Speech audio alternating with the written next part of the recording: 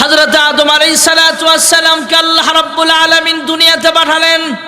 পুরা পৃথিবীর জমিনে কেউ নাই, শুধু দুইজন মানুষ, একজন হলো আমাদের আব্বা জান আর একজন হলো আমাদের আম্মা জান। কেউ নাই, 350 বছর পর্যন্ত কানলেন, কেউ কারোর সাথে দেখা নাই। আদম নবী আল্লাহর কাছে ডাক দিয়া কয়, হে পরওয়ারদিগার আলম, আমার রূহ যখন তুমি জান্নাতে দিয়েছিলা, আমার দেহের ভিতরে যখন রূহ দিয়েছিলা, জান্নাতের গেটের মধ্যে একটা নাম দেখেছিলাম, আমার বুঝতে বাকি নাই তোমার নামের পাশে যে নামটা ছিল মুহাম্মদ সাল্লাল্লাহু আলাইহি ওয়াসাল্লাম, ওই নামটা অবশ্যই তোমার প্রিয় একজন বান্দার নাম, তোমার কাছের কোনো ফ্রেন্ডের নাম।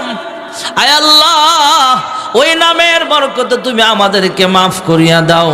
মহান আল্লাহ রাব্বুল আলামিন জানায়া দিলেন, হে আদম, আমি আল্লাহ তোমারে মাফ করলাম, এখানেই নয়, আমি আল্লাহ তাআলা তোমাকে পৃথিবীর প্রথম নবী হিসাবে আমি আল্লাহ ঘোষণা করে দিলাম।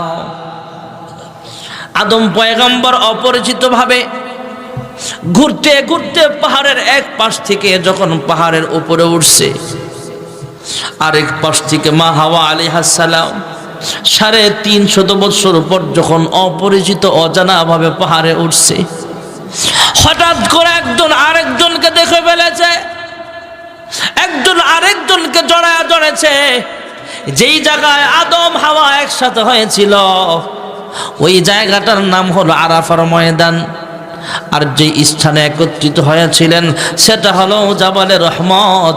ওখানে একটা পিলার গাড়া আছে, ওখানে সম্ভবত আদম হাওয়ার মিলন মেলা হয়েছিল।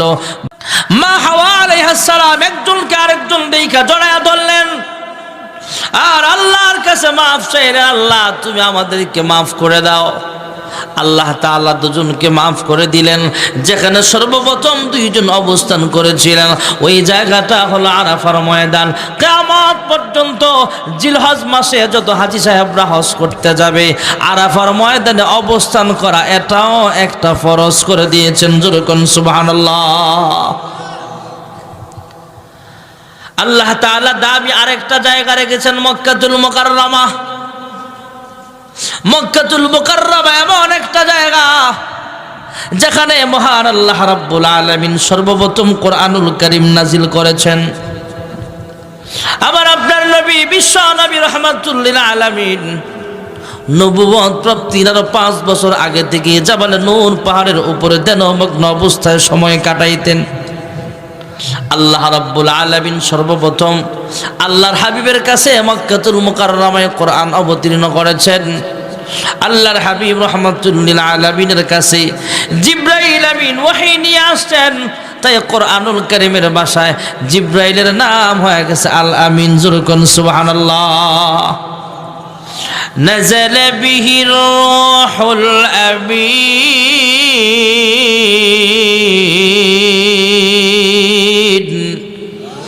জোরে আল্লাহু আকবার। কোরআনুল কারীম জিবরাইল আমিনের মাধ্যমে অবতীর্ণ করা হয়েছে, তাই জিবরাইল আমিনের নাম হয়ে গেছে আল আমিন। যে মক্কাতুল মুকাররমায় আল্লাহ তাআলা সর্বপ্রথম কোরআন অবতীর্ণ করেছেন, যেই মক্কাতুল মুকাররমায় আল্লাহর হাবিবকে আল্লাহ পাঠিয়েছেন, যেই মক্কাতুল মুকাররমায় আল্লাহর ঘরখানায় কাবা আল্লাহ রেখেছেন, যেই মক্কাতুল মুকাররমার নামটাও আল আমিন। জোরে কোন সুবহানাল্লাহ। আর যে হাবিবের কাছে আল্লাহ কোরআন অবতীর্ণ করেছেন সেই সাহাবে কোরআনের নামটাও আল আমিন। জোরে কোন সুবহানাল্লাহ।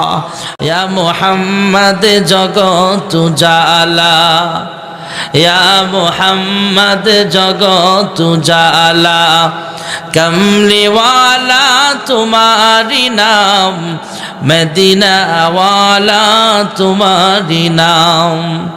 এই পৃথিবীর নামে ঢঙ্কা, এই পৃথিবীর নামে ঢঙ্কা, সবার সেরা তোমারি নাম, কমলিওয়ালা তোমারি নাম। ফকির দরবেশ বাদশাগণের, ফকির দরবেশ বাদশাগণের গলারি মালা তোমারি নাম, কমলিওয়ালা তোমারি নাম। লৌহে মাহফুজে আছে যে লেখা, লৌহে মাহফুজে আছে যে লেখা, মিমেরি দ্বারা তোমারি নাম, আলামিন উপাধি তোমারি নাম।